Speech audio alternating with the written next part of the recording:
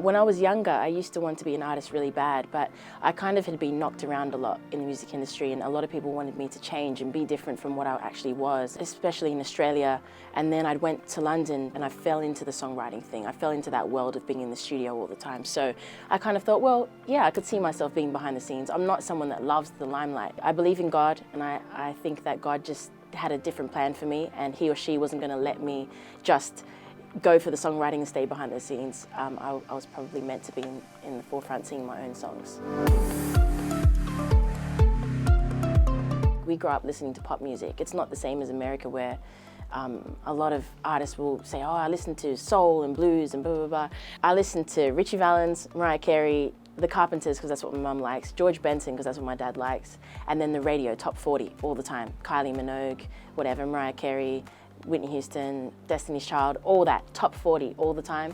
And so my ear for melody is a little bit differently set up to what other people's is, I think. My parents being super mixed, my mum is Aussie and she's also Japanese and Filipino, and my dad's Mauritian, which is like an island next door to Madagascar.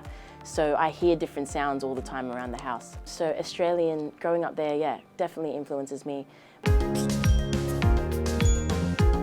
I think La Bamba, the movie, for me as a kid, was the most inspiring, exciting thing for me. When I watched that and seeing how Ritchie Valens made his mum really happy and he bought her a house and they came from a really poor neighborhood and stuff like that, it was similar to my story. As a kid, I knew I could feel it. I was always an old soul from a kid. I used to pray when I was really young.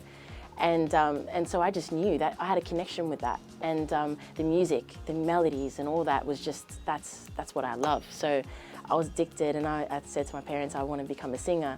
And my mum named me Starley because she said that she knew I was going to be a singer.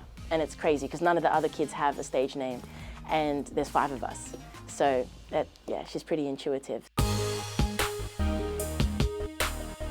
Definitely life experience. I mean, that's what everybody would probably say, but it's definitely what it is for me. I have to come out of a situation myself and feel like, okay, well, where are my emotions in this, and write from that place.